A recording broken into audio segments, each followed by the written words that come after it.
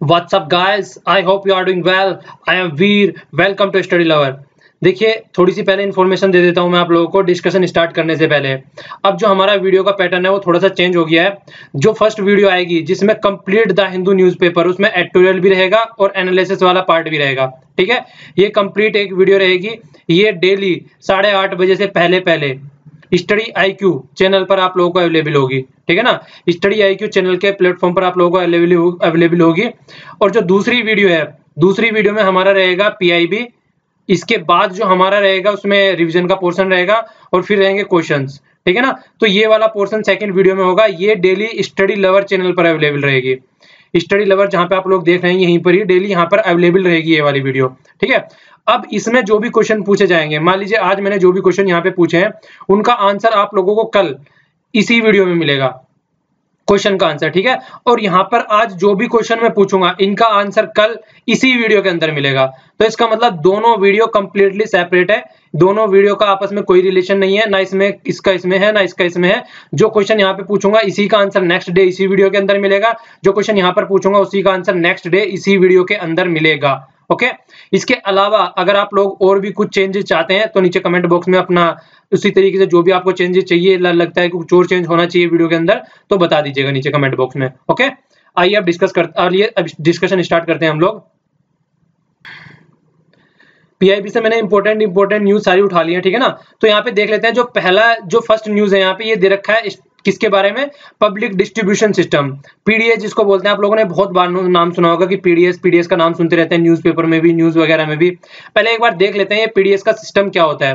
देखिए ये इस तरीके से पूरा सिस्टम वर्क करता है। सेंट्रल गवर्नमेंट यहाँ पे एक नोडल एजेंसी से सेंट्रल गवर्नमेंट हो गई। ठीक है ना, तो सेंट्रल गवर्नमेंट क्या करती है, चीजों को प्रोक्योर करती है। प्रोक्योर मतलब ये आप लोगों ने नाम सुना होगा, जो सेंट्रल एजेंसी है FCI, food corporation of India, जिसका एग्जाम भी कंडक्ट कराया जाता है कई बार, तो उसके द्वारा चीजें प्रोक्योर की जाती है। प्रोक्योर कैसे की जाती है, मान लीजिए जो सेंट्रल गवर्नमेंट ने FCI को कहा, फूड कॉर्पोरेशन ऑफ इंडिया को, कि आप क्या कीजिए, आप मान लीजिए पंजाब से, उत्तर प्रदेश से, हरियाणा से गेहूं को आप लोगों को खरीद के लेके आना है।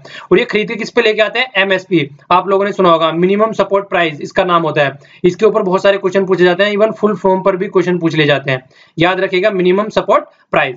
तो यहाँ से क्या करते हैं, मान लीजिए इस एजेंसी को बोला गया कि आप लोगों को कुछ भी खरीद के लेके आना है, गेहूं खरीद के लेके आना है, चावल खरीद के लेके आना है, तो ये एजेंसी खरीद के लेके आती है। फिर उसको स्टोरेज करने का भी जिम्मा इसी एजेंसी के ऊपर रहता है। फिर इसके बहुत सारे पावर प्लांट है जहाँ पे इसको स्टोर किया जाता है। तो कई तरीके के सिस्टम होते हैं स्टोर करने के लिए, तो उसमें इनको स्टोर किया जाता है। ओके, तो जो स्टोर किया जाता है वो इस तरीके के सिस्टम में स्टोर किया जाता है जिससे कि जो ड्यूरेबल या नॉन ड्यूरेबल, जो हम लोगों ने डिस्कस किया था, तो ड्यूरेबल जैसे नॉन ड्यूरेबल जो सामान होता है, जिस तरीके से आप लोगों ने देखा होगा सब्जी वगैरह हो गई, फल फ्रूट्स हो गए, नॉन ड्यूरेबल रहता है, ज्यादा लंबे समय तक नहीं चल पाते हैं। ठीक है ना, इसके अलावा अगर गेहूं वगैरह होते हैं उनको भी ढंग से रखना पड़ता है। ये ऐसे थोड़ी ना कि उनको वैसी बारिश में या धूप में ऐसे ही रख दिया जाएगा उनको, तो उनको भी प्रॉपर प्रोक्योर करके रखना पड़ता है। तो इस तरीके का सिस्टम यूज किया जाता है प्रोक्योरमेंट के लिए। ठीक है, तो ये सिस्टम यहाँ पे यूज किया जाता है प्रोक्योरमेंट के लिए। फिर इसके अलावा जब इसको भेजना होता है स्टेट गवर्नमेंट के ऊपर, तो फिर क्या करते हैं, ट्रांसपोर्टेशन के लिए इसे ट्रक वगैरह में भर के इसको भेज दिया जाता है फिर। ठीक है, तो फिर इसी तरीके से मतलब जो डिस्ट्रीब्यूशन सिस्टम होता है, जो बल्क एलोकेशन किया जाता है कौन कौन से स्टेट गवर्नमेंट के पास में जाना है, तो जिस भी सेंट्रल गवर्नमेंट के द्वारा स्टेट गवर्नमेंटों को सेंड कर दिया जाता है फ्री है डिस्ट्रीब्यूशन के तहत। ठीक है, फिर यहाँ से जो फेयर सोप्स प्राइस, जो फेयर सोप्स होती है उन पे जो बेचा जाता है, राशन की सोप आप लोगों ने सुनी होगी, और फिर यहाँ से कस्टमर के पास या कंज्यूमर के पास पहुंच जाती है चीजें। देखिए इस तरीके से दुकान आप लोगों ने देखी होगी, जहाँ पे मिट्टी का तेल वगैरह गांव में डिस्ट्रीब्यूट किया जाता है, या फिर जैसे इस तरीके से राशन डिस्ट्रीब्यूट किया जाता है, तो इनको फेयर शॉप्स बोलते हैं। तो यहाँ से फिर जो है कंज्यूमर तक सामान आराम से पहुंच जाता है। तो ये पूरा तरीका होता है जिसके तहत काम करता है पब्लिक डिस्ट्रीब्यूशन सिस्टम। ओके, इसमें बीच में FCI भी आप लोगों ने देखा, FCI भी इन्वॉल्व रहती है। अब थोड़ा सा FCI के बारे में देख लेते हैं। FCI जो है ये पब्लिक सेक्टर अंडरटेकिंग है। ठीक है ना, FCI फूड कॉर्पोरेशन जो ऑफ इंडिया है, इसका जो गठन किया था वो 1964 में किया गया था। और आप लोगों को समझ में आ रहा होगा, लगभग उसी टाइम पे ग्रीन रिवॉल्यूशन भी स्टार्ट हुआ था। तो लोगों तक मतलब गेहूं वगैरह पहुंचाने के लिए फोकस रखता है, दो चीजों पे फोकस रहता है, वो भी आप लोग याद रखना है। यहाँ पे जो फोकस रहता है वो मेनली व्हीट पे और राइस पे फोकस रहता है इसका। इन दोनों का प्रोक्योर इसके द्वारा किया जाता है। ठीक है। तो ये दो ही इसके द्वारा मेनली प्रोक्योर किए जाते हैं। आप लोगों को थोड़ा सा याद रखना है मतलब कि इसके बारे में, इसको एफसीआई को फूड कॉर्पोरेशन एक्ट 1964 के तहत इसको बनाया गया था। ठीक है, आप लोग चलिए क्वेश्चन में बताइएगा कि इसका हेडक्वार्टर कहाँ पे है, एफसीआई का हेडक्वार्टर कहाँ पे है इंडिया में। ओके, तो प्रोक्योरमेंट के पॉइंट ऑफ व्यू से थोड़ा सा इंपॉर्टेंट हो जाता है। अब रिफॉर्म की बात कर रहे हैं, रिफॉर्म में बात की जा रही है यहाँ पे लास्ट 3 ईयर, ठीक है ना। तो लास्ट 3 ईयर में क्या क्या रिफॉर्म हुए हैं, क्या क्या इसमें टारगेटिंग क्या क्या हुई है, क्या क्या ट्रांसपेरेंसी आई है, अकाउंटेबिलिटी आई है, तो उनको किस तरीके से अच्छा किया गया है। तो ये चीजें अच्छा करने के लिए क्या क्या रिफॉर्म किए गए हैं। तो सबसे पहले तो डायरेक्ट बेनिफिट ट्रांसफर, मतलब जैसे कि पहले क्या हुआ करता था, पहले सेंट्रल गवर्नमेंट से अगर मान लीजिए पैसा ट्रांसफर करना है तो पहले सेंट्रल गवर्नमेंट से स्टेट गवर्नमेंट के पास में, स्टेट गवर्नमेंट से डिस्ट्रिक्ट में, डिस्ट्रिक्ट से फिर उसी तरीके से पंचायत में, और पंचायत से फिर डिस्ट्रीब्यूट किया जाता था, फिर ब्लॉक लेवल पे भी डिस्ट्रीब्यूट कर दिया जाता था। तो पहले ये प्रोसेस होता था। अब क्या है, डायरेक्ट बेनिफिट ट्रांसफर के तहत क्या होता है, आधार कार्ड के तहत उसको अकाउंट को, जैसे कि जब से जनधन के अकाउंट आए हैं तो डायरेक्ट उन दोनों को कनेक्ट करने के बाद में डायरेक्ट अकाउंट में सेंड कर दिया जाता है। तो बीच का जो मिडिल मैन आप लोग कहते थे उसको क्या बोला गया था, राजीव गांधी जी के द्वारा ये बोला गया था कि अगर ऊपर से 1 रुपया चलता है, अगर ऊपर से 1 रुपया चलता है तो नीचे ओनली 16 पैसे पहुंचते हैं। तो इतनी बुरी कंडीशन थी, पर लेकिन अब अगर ऊपर से 1 रुपया चल रहा है तो 1 रुपया ही सामने वाले के अकाउंट में जा रहा है। ठीक है, तो ये इस तरीके की चीजें हो जाती हैं। और automation of the fair source, जो फेयर सोर्स मैंने आप लोगों को दिखाई ये वाली सोर्स, तो ये भी एक तरीके से प्रॉपर वे में इनको हैंडल किया जाएगा। पहले क्या रहता था, इनको कोई भी जब्त करके बैठा रहता था, अब एक बिल्कुल इनको भी मतलब किसको देना है उसके भी तहत एक पूरा फेयर वे है जिसको कि इनको डिस्ट्रीब्यूट किया जाएगा। ठीक है, तो इसके अलावा और क्या किया जा रहा है, इसके अलावा जो राशन कार्ड है, बहुत सारे राशन कार्ड बने हुए थे, 3-3 4-4 एक आदमी के नाम पे बने हुए थे। तो इस तरीके से जब भी जरूरत होती थी, मर चुके हैं उनके भी राशन कार्ड बने थे, जो जिंदा है उनके तो थे ही थे, मरे हुए के भी राशन कार्ड बने हुए थे, और भी कई उल्टे सीधे तरीके से राशन कार्ड बनाए गए थे। तो बहुत सारी चीजें प्रोक्योर की लिए, मतलब बहुत सारी चीजें एक तरीके से जिनको नहीं मिलनी चाहिए उनको मिलती थी। तो उन चीजों को सेटल करने के लिए जो मतलब जो राशन कार्ड थे उनको एक तरीके से मतलब सही किया गया कि कौन कौन से सही है, उनको देखा गया। फिर उसी तरीके से डिजिटल किया गया चीजें, आप लोगों ने देखा होगा राशन कार्ड भी डिजिटल बनाए जा रहे हैं, दिल्ली में आप लोगों ने सुना होगा कुछ दिनों पहले। और अब जो पब्लिक डिस्ट्रीब्यूशन सिस्टम है उसको भी लेस कैश बनाने की बात चल रही है, मतलब जैसे कि गेहूं वगैरह दिया जाता है, चावल वगैरह दिया जाता है, वो सब ना देके डायरेक्ट पैसा ट्रांसफर कर दिया जाता है। जिस तरीके से आपने एलपीजी में भी सुना होगा, एलपीजी में जो रिफॉर्म आया है तो उसके तहत भी चीजें क्या हुई है, जो एलपीजी के सिलेंडर वगैरह डिस्ट्रीब्यूट किए जाते हैं तो पैसा डायरेक्ट ट्रांसफर कर दिया जाता है। तो उन चीजों को रिफॉर्म के तहत देखा गया है जिससे कि लीकेज वगैरह ना हो, ट्रांसपेरेंसी बनी रहे। और टारगेटिंग जिसको करना है, सबसे बड़ी बात जो इकोनॉमिक सर्वे में हम लोगों ने डिस्कस किया हुआ है टारगेटिंग।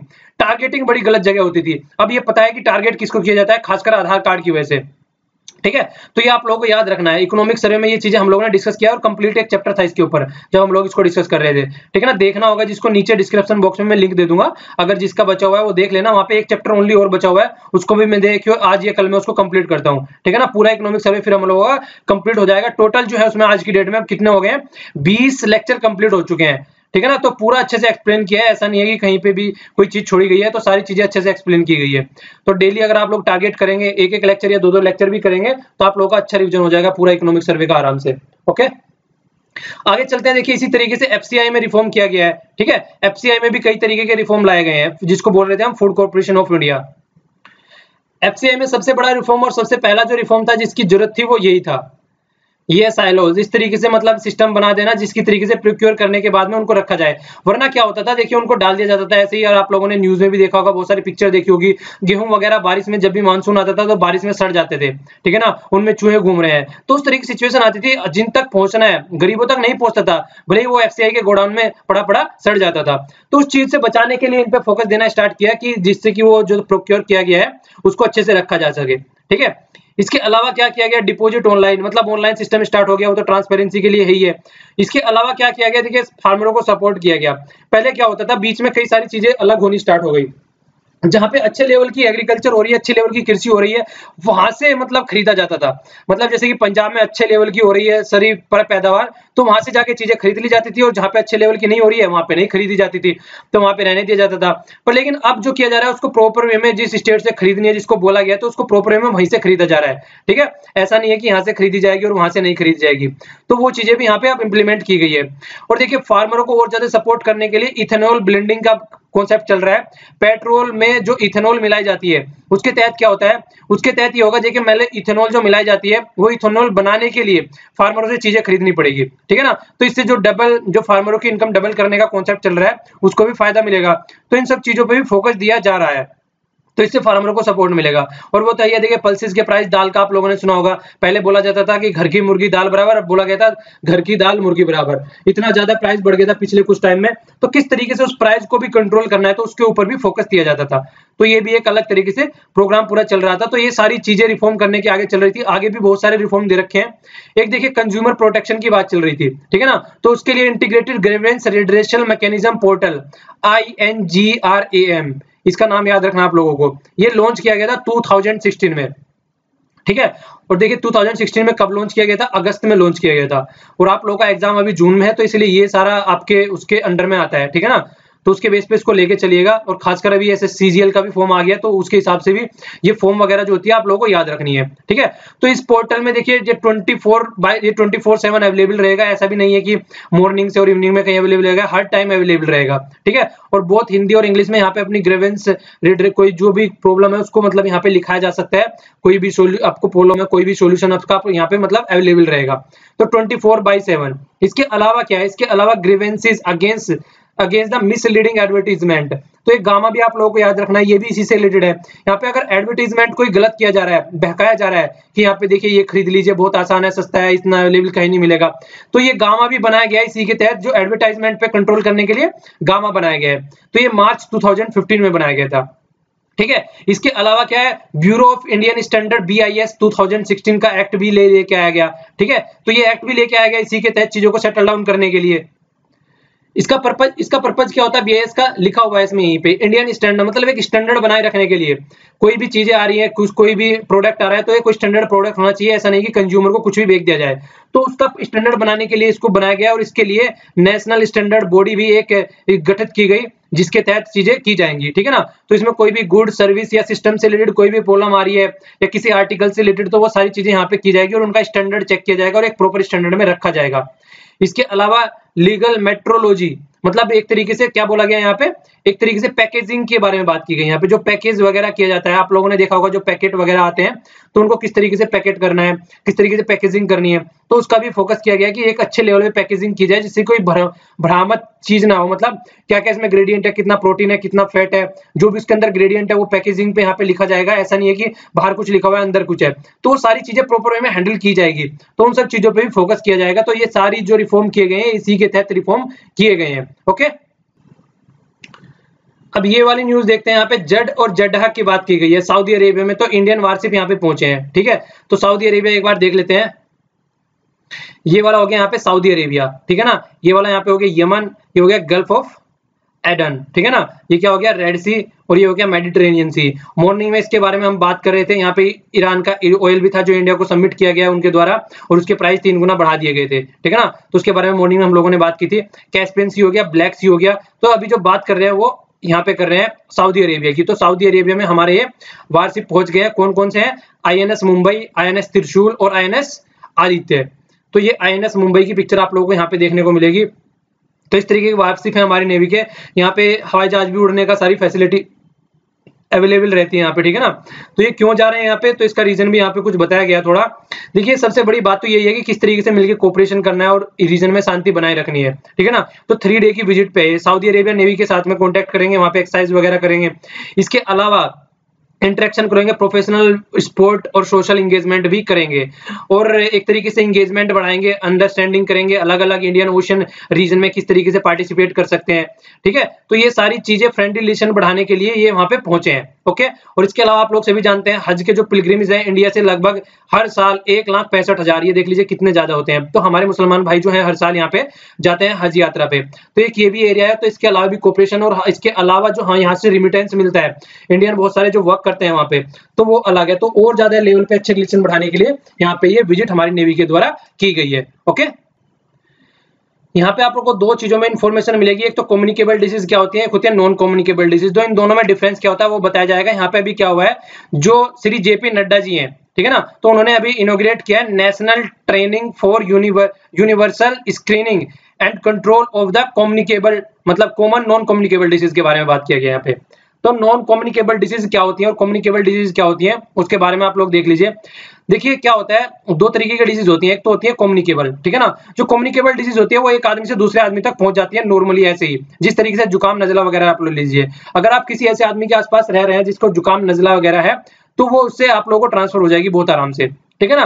पर लेकिन दूसरी साइड में जो नॉन कम्युनिकेबल डिजीज होती है वो ऐसे बिल्कुल नहीं होती है, पैथोजन होता है यहाँ पे कोजेज, ठीक है ना, ये आप लोगों को याद रखना है। ओके, यहाँ पे जो होता है जो कोजेज होता है वो पैथोजन होता है, पर यहाँ पे पैथोजन कोजेज नहीं होता है इस साइड में। इस साइड में they are caused by the deficiency, कोई न्यूट्रिशन की डिफिशियंसी आ गई या फिर कोई और तरीके की इस तरीके से एबनॉर्मलिटीज आ गई तो उसके तहत सेल के तहत ये सब चीजें होती हैं, ठीक है। तो यहाँ पे मलेरिया हो गया, एड्स हो गया, टीबी हो गया, टीबी का आप लोगों ने बहुत जल्दी सुना होगा, एक दूसरे से लग जाती है जल्दी, तो ये इस तरीके के डिजीज है, ठीक है ना। यहाँ पे क्वासिकोर हो गया, कैंसर हो गया, कैंसर का आप लोग याद रख सकते हैं, एलर्जी वगैरह होगी, कई तरीके की एलर्जीज होती हैं, रिकेट्स हो गया, तो ये जो चीजें होती है यहाँ पे इनके द्वारा लगाई जाती हैं, ठीक है ना।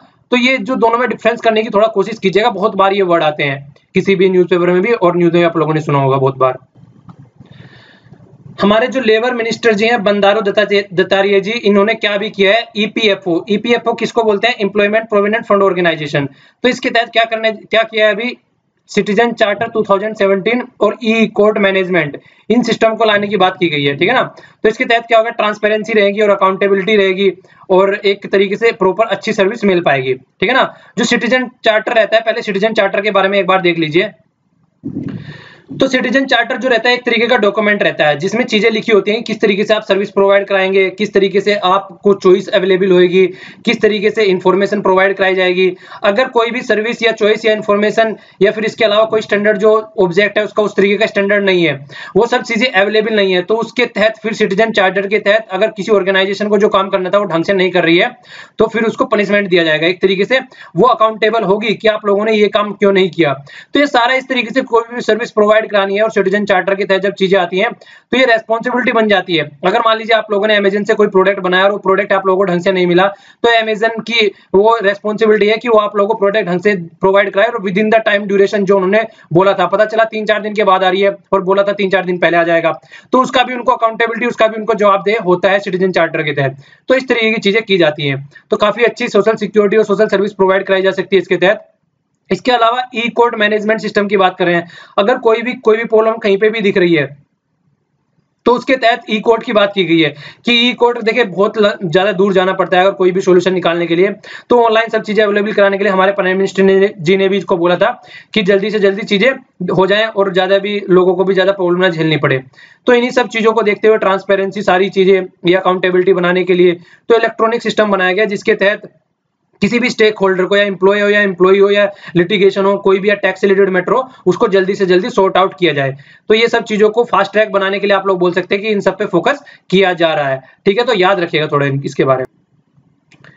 ये भी न्यूज अच्छी है, ये है नेशनल, देखिए नेशनल SC/ST जो कमीशन होता है, ठीक है ना, नेशनल शेड्यूल्ड ट्राइब्स और शेड्यूल्ड ट्राइब से रिलेटेड जो कमीशन होता है उसके बारे में बात की गई है। तो यहाँ पे शेड्यूल्ड ट्राइब से रिलेटेड बात की गई है। तो हो क्या रहा है, अभी राउरकेला में स्टील प्लांट बनाने की बात चल रही है। आप लोगों को एरिया बताना है कि कहाँ पे पड़ता है ये क्वेश्चन, आप लोगों को एरिया बताना है, न्यूज में है बहुत ज्यादा है और खासकर ट्राइबल से रिलेटेड इशू है तो इंपॉर्टेंट हो जाता है, ठीक है। राउरकेला स्टील प्लांट है, आप लोगों को सिचुएशन पोजीशन बतानी है कहाँ पे पड़ता है। तो इस प्लांट के तहत जो जितनी भी ट्राइबल पॉपुलेशन है वहां से उनको रिप्लेस किया गया, दूसरी जगह पहुंचाया गया है। तो जो नेशनल कमीशन शेड्यूल्ड ट्राइब है उन्होंने क्या बोला है, जल्दी से जल्दी इन्फॉर्मेशन दो कि उनको किस तरीके से सेटल डाउन किया गया है और उनसे रिलेटेड अगर उनको कोई प्रॉब्लम हो रही है तो जल्दी से रिपोर्ट मांगी है डिस्ट्रिक्ट कलेक्टर और सीनियर ऑफिसर से। और अगर वो सेटिस्फाइड नहीं होता है तो फिर जो ऊपर वाले ऑफिस हैं, जैसे कि चीफ सेक्रेटरी का ऑफिस होता है, सीईओ ऑफ राउरकेला के जो स्टील पावर प्लांट वाले हैं, उनसे फिर उनको तलब किया जाएगा, उनको बुलाया जाएगा, उनसे रिपोर्ट मांगी जाएगी। तो ये आप लोगों को क्वेश्चन हो गया, तो न्यूज में है तो थोड़ा ध्यान रखिएगा इसका, ठीक है ना। तो national commission for scheduled tribe ये कॉन्स्टिट्यूशनल बॉडी है, पहले तो आप लोगों को यही याद रखना है, ठीक है। ये कॉन्स्टिट्यूशनल बॉडी है और ये आप लोगों को बताना है किस अमेंडमेंट के तहत ये एस्टेब्लिश की गई थी, ठीक है। और ये अंडर आर्टिकल कितने आती है, 338 ए के तहत ये आती है। क्या हुआ था उस टाइम पे, जो national commission for scheduled caste और शेड्यूल्ड ट्राइब था दोनों एक जगह थे, इसको बाइफोरकेट कर दिया गया था, मतलब तोड़ दिया गया था और फिर अलग अलग बन गए थे, नेशनल शेड्यूल्ड ट्राइब कमीशन और नेशनल कमीशन फॉर SC और ST, national commission for scheduled caste, तो दोनों अलग कर दिए गए थे। तो आप लोगों को ये अमेंडमेंट बताना है किस अमेंडमेंट के तहत किया गया था, आर्टिकल ये वाला है, ठीक है ना, कॉन्स्टिट्यूशनल बॉडी है, ये भी याद रखना है आप लोगों को। अब क्वेश्चन देख लेते हैं आज के जो हम लोगों को क्वेश्चन डिस्कशन करना है। देखिए क्वेश्चन सबके लिए होते हैं, मैं सबका मिक्स क्वेश्चन डालता हूं यहाँ पे, यूपीएससी के लिए भी एसएससी के लिए भी, क्योंकि आप लोगों ने अगर पेपर उठा के देखा होगा लास्ट ईयर का, तो यूपीएससी और एसएससी ऐसा कुछ ज्यादा डिफरेंस नहीं रहता है चीजों में, ठीक है। बहुत से क्वेश्चन ऐसे होते हैं जो लो लेवल के भी होते हैं यूपीएससी में भी, और एसएससी में भी कई सारे क्वेश्चन अच्छे लेवल के आते हैं, और बैंकिंग में भी ऐसा ही रहता है। तो सब एग्जामों के लिए यहाँ पे कंबाइंड क्वेश्चन रहते हैं, ठीक है। तो सबसे पहला क्या बोला गया है, और ऐसे भी ये देखिए मान लीजिए यहाँ पे डीपीएस का जिक्र कर दिया, फंडामेंटल राइट का जिक्र कर दिया है, तो यहाँ पे पूरा क्वेश्चन हो गया। हो सकता है फंडामेंटल राइट के ऊपर एक अलग से क्वेश्चन आ जाए निकल के, तो सबको अलग अलग नहीं देखना है, ठीक है ना। तो इस तरीके से कि ये यूपीएससी क्वेश्चन है या फिर कोई सा क्वेश्चन है, तो सारा एक साथ मिलकर करना है, ओके। तो यहाँ पे देखिए क्या बोला गया, विच of the following bring the environmental conservation. तो इन्वायरमेंटल कंजर्वेशन कहाँ पे आता है, तो DPSP, directive principle of state policy, इसके तहत आता है कि किस तरीके से कंजर्व करना है इन्वायरमेंट को, ठीक है। तो पहला हो गया। दूसरा फंडामेंटल राइट, फंडामेंटल राइट है कि चीजों को कंजर्व करना है, और आप लोगों ने देखा होगा जो ग्रीन ट्रिब्यूनल है, जो राइट टू एक अच्छे इन्वायरमेंट की बात होती है, तो ये भी वहां पे भी इसका नाम आता है, ठीक है। अगर आप लोगों ने पिछले लेक्चर ढंग से सुने होंगे तो इस क्वेश्चन को आराम से करके ले जाओगे। 73rd कॉन्स्टिट्यूशन अमेंडमेंट, जिसके तहत हम लोगों ने क्या देखा था, 73rd कॉन्स्टिट्यूशन अमेंडमेंट के तहत पंचायती सिस्टम आया था। पार्ट कौन से में ऐड किया गया था, इसको याद आ रहा है, पार्ट 11 में ऐड किया गया था कॉन्स्टिट्यूशन में, इसको पार्ट 11 में ऐड किया गया था कॉन्स्टिट्यूशन में। और आर्टिकल कितने से कितने तक था ये, आर्टिकल 243 से आर्टिकल 243 तक आया था जो, ठीक है ना। तो ये यहां तक इसको लेके आया गया था इसमें। तो उस टाइम पे जब ये चीजें की गई थी तो 29, इसको आप लोग एक चीज और याद रख सकते हैं कि इसमें जो सब्जेक्ट होते हैं वो 29 होते हैं, ठीक है ना, पंचायत वाले सिस्टम में। तो 73rd कॉन्स्टिट्यूशन अमेंडमेंट आया था ये। तो यहाँ पे भी बताया गया कि इनको जो एनवायरमेंट को या आसपास वाले एरिया पेड़ों को कंजर्व करना है आप लोगों को। इसी तरीके से सेम बात आती है 74th अमेंडमेंट निकल के आता है यहाँ पे। इसका भी क्या होता है, 74th में क्या आता है यहाँ पे क्या था, पहले वाले में पंचायती, इसमें क्या आती है, म्युनिसिपैलिटीज आती है। तो म्युनिसिपैलिटी, तो 74th अमेंडमेंट सबसे पहले तो ये याद रखना है कब हुआ था, 92, याद रखिएगा डेट, ये डेट भी कई बार पूछ ली जाती है, ठीक है। और यहाँ पे क्या है, पार्ट 11 था, यहाँ पे पार्ट 11th ए है, 11th ए में इसको रखा गया है। आर्टिकल कितने से कितने तक है, यहाँ पे ओ है, तो ओ से आगे फिर वहां पे स्टार्ट हो जाएंगे, ठीक है ना। तो यहाँ पे क्या है, 243 पी से लेके जेड जी, ठीक है। तो ये चीज आप लोग याद रखनी है। तो जो बात यहाँ पे बोल दी गई है ऊपर वाले में, तो नॉर्मल सी बात है, पंचायत वाले में भी वो चीजें बोली जाएगी कहीं ना कहीं, मतलब म्युनिसिपैलिटीज वाले में। तो ये दोनों चीज हो गई यहाँ पे। तो सारे के सारे यहाँ पे क्या हो गया, डी आंसर हो गया हम लोगों का, ठीक है ना। अब नेक्स्ट वाला क्वेश्चन क्या है, नेक्स्ट वाले क्वेश्चन में बोला गया कैपेटिव पावर प्लांट। तो इसकी डायरेक्ट डेफिनेशन यहाँ पे दे रखी है, क्या होता है, इसका आंसर है सी। एक captive power plant setup by an individual, किसी इंडिविजुअल के द्वारा, और industry generally for the private use के लिए। मान लीजिए कोई अपना पावर प्लांट लगा रहा है वहां पे किसी भी तरीके से, मान लीजिए किसी ने यहाँ पे सीमेंट का पावर प्लांट लगा दिया, तो उस सीमेंट का प्लांट लगा दिया, तो उसके लिए जो पावर प्लांट लगा रहा है ताकि यहाँ पे 24 घंटे लाइट अवेलेबल रहे, तो इस तरीके की जो अवेलेबल फैसिलिटी की जाती है। छोटे से लेवल पे भी ले सकते हैं, अपने घर को चलाने के लिए एक छोटा सा आप जनरेटर वगैरह रख सकते हैं, तो उसको भी एग्जांपल के तौर पे ये चीजें बोल सकते हैं, only understanding point of view से, ठीक है ना। तो दोनों तरीके से आप लोग समझने के लिए इसको बोल सकते हैं। ये थोड़ा डेफिनेशन याद रखना, कई बार क्वेश्चन डायरेक्ट पूछ लिया जाता है। ये फर्स्ट वाला क्वेश्चन यहाँ पे अच्छा क्वेश्चन है, इस तरह के क्वेश्चन कई बार पूछ लिया जाता है। देखिए यहाँ पे पूछा गया है, जो apart from the carbon dioxide which of the following, इसके अलावा कौन सा इनमें से रिक्वायर्ड होता है, जरूरत होती है, प्रोड्यूस किया जाता है या फिर एब्जॉर्ब किया जाता है प्लांट्स के द्वारा in the process of the photosynthesis. तो फोटोसिंथेसिस की क्रिया आप लोगों ने सभी ने देखी होगी, सुना होगा इसके बारे में, ठीक है ना। तो उसमें क्या होता है, नॉर्मली फोटोसिंथेसिस में क्या किया जाता है कि स्टार्टिंग में कार्बन डाइऑक्साइड जाती है और उसके साथ में जल, मतलब पानी की जरूरत होती है। तो जब वो दोनों चीजें जाती हैं, उसके अलावा फिर प्रोड्यूस क्या होता है, ऑक्सीजन होती है और ग्लूकोज प्रोड्यूस होता है, ठीक है ना। ऑक्सीजन और ग्लूकोज प्रोड्यूस होता है उसके फॉर्म में, ठीक है, फूड की फॉर्म में एक तरीके से। तो ये दो चीजें प्रोड्यूस होती है, जो चीजें ली जाती है वो ली जाती है। इसके अलावा जो क्लोरोफिल वगैरह आप लोगों ने सुना होगा, जो साइंस में आप लोगों ने पढ़ा होगा, तो वो एक अलग चीज है, वो यहाँ पे दे नहीं रखा है उससे रिलेटेड कुछ भी। तो ओनली जो यहाँ पे ऑप्शन दे रखा है वो ऑक्सीजन दे रखी है। तो स्टार्टिंग में क्या चाहिए, कार्बन डाइऑक्साइड और प्लस वाटर, ठीक है, निकलता क्या है, ऑक्सीजन प्लस ग्लूकोज। तो ये चीजें कुछ आप लोगों को याद रखनी है। एक प्रोसेस होता है पूरा फोटोसिंथेसिस का हो जाता है फिर वो प्रोसेस। तो आंसर क्या हो गया यहाँ पे, डी आंसर हो गया इसका, ओके। स्वच्छ भारत का नाम आप लोगों ने बहुत सुना होगा, तो उसके ऊपर भी क्वेश्चन पूछा जा सकता है। पूछा गया है कि which of the following has been subsumed, मतलब इसके अंदर आ गई है, स्वच्छ भारत अभियान के अंदर कौन सी स्कीम इनमें से डाल दी गई है। सबसे पहला क्या दे रखा है, ये Jawaharlal Nehru national urban mission से रिलेटेड था जो ये, तो ये वाला हो गया, ठीक है ना। इसके अलावा क्या था, ये था स्लम डेवलपमेंट स्कीम। इसके अलावा क्या है, नेशनल सर्विस स्कीम। तो यहाँ पे ये वाली अगर देखी जाए तो ये वाली किसके अंदर सबज्यूम की गई है, ये वाली की गई है अमरूद के अंदर। अमृत के अंदर, इसको क्या बोला गया था, Atal mission for rejuvenation and urban transformation, ठीक है ना। तो ये इसका मर्जल था और यहाँ पे जो पब्लिक और प्राइवेट दोनों मिलकर काम कर रहे हैं, गवर्नमेंट और प्राइवेट पार्टी भी मिलकर काम कर रही है, ठीक है। ये वाली जो स्कीम है, इस वाली स्कीम का इससे कोई मतलब नहीं है स्वच्छ भारत अभियान से, और ये वाली स्कीम भी एक इंडिपेंडेंट स्कीम है, तो इनमें से कोई भी सब्ज्यूम नहीं की गई है, ठीक है ना। तो ये आपका यहाँ पे कंप्लीट क्वेश्चन हो गया इससे रिलेटेड, तो इसका आंसर क्या हो गया, डी इसका आंसर हो गया। इस तरीके से शॉर्ट फॉर्म देके भी कई बार क्वेश्चन पूछ लिए जाते हैं, खासकर डिफेंस में तो कई बार पूछ लिए जाते हैं। ये लिखा है यहाँ पे ASW कोवियट खदमात ऑफ इंडियन नेवी, क्या है ये, तो ये है एंटी सबमरीन वारफेयर। ये क्या होता है, एक तरीके से सबमरीन आप लोगों ने सुना होगा, जो लड़ाई करने की पनडुब्बी होती है, जो पानी में नीचे डूब डूब के चलती है, ये समुद्र हो गया तो नीचे डूब डूब के जो चल रही है, ठीक है। तो वो पनडुब्बी होती है जो खतरा होती है, खासकर शिप के लिए, जो बड़े बड़े शिप होते हैं जो हमने अभी देखे यहाँ पे, इन पे वार करने के लिए पानी के अंदर डूब डूब के चलती है और इन पे अटैक करने के लिए उसका यूज किया जाता है। तो ऐसी पनडुब्बी को, एंटी सबमरीन ऐसी पनडुब्बी को डिस्ट्रॉय करने के लिए इसका यूज किया जाता है, ठीक है ना।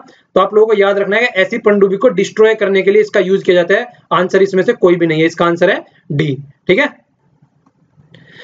नेशनल हाईवे अथॉरिटी से रिलेटेड क्वेश्चन है ये, ठीक है ना, जिसको बोलते हैं NHAI, ठीक है। तो NHAI के यहाँ पे ये क्वेश्चन अलग दे रखा है। यहाँ पे पहले आप लोगों के लिए क्वेश्चन है कि सबसे बड़ा जो नेशनल हाईवे है वो कितने स्टेटों से होकर जाता है, ठीक है ना, नॉर्थ टू साउथ आप लोगों को नाम रखना है, ये मैं डिस्कस कर चुका हूं पहले ही, ठीक है। तो यहाँ पे देखिए क्या बोला गया है, it has been established by the act of parliament, parliament के एक्ट के द्वारा बनाई गई है। हाँ, पार्लियामेंट के एक्ट के द्वारा बनाई गई है। देखिए एक तो होता है कॉन्स्टिट्यूशन में चेंज करके, अमेंडमेंट करके उसको बनाया जाता है, तो वो कॉन्स्टिट्यूशन अमेंडमेंट के तहत वो कॉन्स्टिट्यूशनल बॉडी बना दी जाती है। पर लेकिन पार्लियामेंट में एक्ट के तहत बनाई जा रही है अगर कोई इस तरीके से, तो वो एक अलग बॉडी होती है, ठीक है ना। तो autonomous agency of government of India autonomous agency है। ओनली यहाँ पे लिख दिया गया only NHAI has the authority to, नहीं, cabinet committee on economic affair भी इसमें पार्टिसिपेट करती है, तब जाके इसको होता है। तो ओनली आगे यहाँ पे तो ये गड़बड़ कर दिया इन्होंने, ठीक है ना। तो 1 और 2 इसका हो गया आंसर। तो इस तरीके से याद रखिएगा, थोड़ा कोई भी इस तरीके की ऑथोरिटी आ रही है, कोई बॉडी आ रही है, तो आप लोगों को थोड़ा सी हल्की हल्की सी इन्फॉर्मेशन पता होनी चाहिए। देखिए सारे क्वेश्चनों के आंसर आप लोगों को वीडियो पॉज करके देना है, उसको बताना ना पड़े बार बार, ठीक है ना। वीडियो को पॉज करके उसके बाद में आंसर देना है। केनीज रिवॉल्यूशन, देखिए केनीज का जहाँ पे भी नाम आता है, यहाँ पे सबसे पहले तो आप लोगों को यही जान लेना है कि ये इकोनॉमिस्ट थे, ठीक है ना। इकोनॉमिस्ट का नाम है सॉरी। तो इन्होंने क्या किया था, एक तरीके से सेंट्रल इकोनॉमी होती है, ठीक है ना, जो सेंटर के हाथ में, जिसके ऊपर सारी जो सोशलिस्ट इकोनॉमी आप लोग बोल सकते हैं, इन्होंने कभी भी उसका फेवर नहीं किया है। ये हमेशा इनका फोकस क्या रहता था, जिस तरीके से फिस्कल जो पॉलिसीज होती है गवर्नमेंट की या मॉनेटरी पॉलिसी होती है, वो किस तरीके से होनी चाहिए, खासकर इसमें इनका फोकस था। और ये कभी भी जो फ्री मार्केट होती है उसमें ये बोला जाता है कि फ्री मार्केट होती है, उसमें लोगों को एम्प्लॉयमेंट ज्यादा मिलता है या ऐसा कुछ होता है, तो ये उसको भी अपोज करते थे। तो मार्केट जो थी, market economy, free market economy के क्रिटिक थे एक तरीके से बोला जाए तो, ठीक है। तो इस तरीके के क्वेश्चन भी कई बार पूछ लिए जाते हैं, खासकर जिस तरीके से हमारे यहाँ पे डिमोनेटाइजेशन हुआ है और जिस तरीके से यहाँ पे यूनिवर्सल बेसिक इनकम का कॉन्सेप्ट चल रहा है, यूबीआई का कॉन्सेप्ट चल रहा है, तो उस तरीके से इस तरीके के क्वेश्चन इंपॉर्टेंट हो जाते हैं। यूबीआई के ऊपर पूरा इकोनॉमिक सर्वे में एक चैप्टर है, ठीक है ना। आगे देखिए क्या बोला गया है, इन federal structure power is usually divided across the following categories. देखिए जो फेडरल स्ट्रक्चर होती है, अगर उसके तहत हम लोगों को देखा जाए 7th शेड्यूल में आप बात करें हम, तो जो पावर डिवाइड की गई है, 3 लिस्ट बनाई गई है, एक तो सेंटर, दूसरी स्टेट और तीसरी कंकरेंट। तो 3 लिस्ट बनाई गई है, तो पावर यहाँ पे डिवाइड की गई है तीनों लिस्ट के तहत, ठीक है ना। तो तीनों लिस्ट के तहत यहाँ पे पावर डिवाइड की गई है कि ये सेंटर की होगी, ये स्टेट की होगी, कंकरेंट जो दोनों की मिलकर होगी। तो लेजिस्लेटिव पावर भी अलग अलग है दोनों की, फाइनेंशियल, एडमिनिस्ट्रेटिव, नेशनल, मिलिट्री से रिलेटेड भी लिस्ट में रखा गया है, सेंट्रल लिस्ट में, डिप्लोमेसी पावर, डिप्लोमेटिक पावर। तो इसलिए सारे यहाँ पे सारे अवेलेबल आंसर ठीक है ना। तो पावर किस तरीके से डिसाइड करनी है, देखिए एक तो होता है सेपरेशन ऑफ पावर का कॉन्सेप्ट, एक होता है पावर को थोड़ा थोड़ा डिफरेंस करके चलना, ठीक है।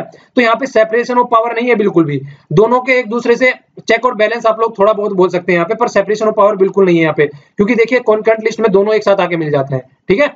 तो अलग अलग नहीं है यहाँ पे चीजें। ये वाला क्वेश्चन भी इस तरीके क्वेश्चन भी कई बार पूछ लिए जाते हैं, विच of the following the constitutionally authorised, किसके पास में कॉन्स्टिट्यूशनली पावर है, ऑर्डिनेंस ऑन द म्युनिसिपैलिटीज। तो म्युनिसिपैलिटीज से रिलेटेड अगर कोई ऑर्डिनेंस लेना आता है तो किसके पास में पावर है उससे रिलेटेड। तो मैंने आप लोगों को अभी लिस्ट बताई है, सेंट्रल लिस्ट, स्टेट लिस्ट और कॉन्करेंट लिस्ट। तो ये जो सब्जेक्ट आता है किसके अंदर आता है, ये स्टेट लिस्ट के अंदर आता है, तो स्टेट के अंदर का सब्जेक्ट हो गया ये, ठीक है ना। तो आप लोगों को याद रखना है इस तरीके से, स्टेट के अंदर का सब्जेक्ट हो गया ये ओके। अब नेक्स्ट क्वेश्चन है, भारत स्टेज के बारे में जिक्र किया गया है। अभी हमने क्या किया है, 3rd को रिप्लेस करके 4th पे हम लोग पहुंच गए हैं, ठीक है, 4th पे हम लोग पहुंच गए हैं। तो इसी के बारे में ये पूछा गया कि किस किस के ऊपर इंप्लीमेंट होता है, बहुत ही ज्यादा इंपॉर्टेंट है क्वेश्चन, ठीक है। तो देखिए क्या बोला गया है, एक तो इंडस्ट्रियल चिमनी के ऊपर बिल्कुल नहीं है, माइनिंग के ऊपर बिल्कुल नहीं है, 9 इसके ऊपर बिल्कुल नहीं है। तो ये ओनली जो हमारे ऑटोमोबाइल्स व्हीकल होते हैं उनके बारे में है, ठीक है। तो इसको आप लोगों को याद रखना है। और जो नेक्स्ट वाला इंप्लीमेंट करने की बात चल रही है, जो 5 को रिप्लेस करके 6 रिप्लेस करने की बात चल रही है, वो कब किए जाने की बात चल रही है, उसको आप लोगों को नीचे कमेंट बॉक्स में आंसर देना है, ठीक है। तो आज के लिए इतना ही। देखिए पीडीएफ आप लोगों को यहाँ मिल जाएगी, जो मॉर्निंग में न्यूज़पेपर डिस्कशन किया है वहां का, वो भी आप लोगों को यहाँ पे मिल जाएगी और यहाँ पे भी मिल जाएगी, दोनों चीजें। तो आप लोग यहाँ से डाउनलोड कर सकते हैं। Thanks a lot for listening. जय हिंद।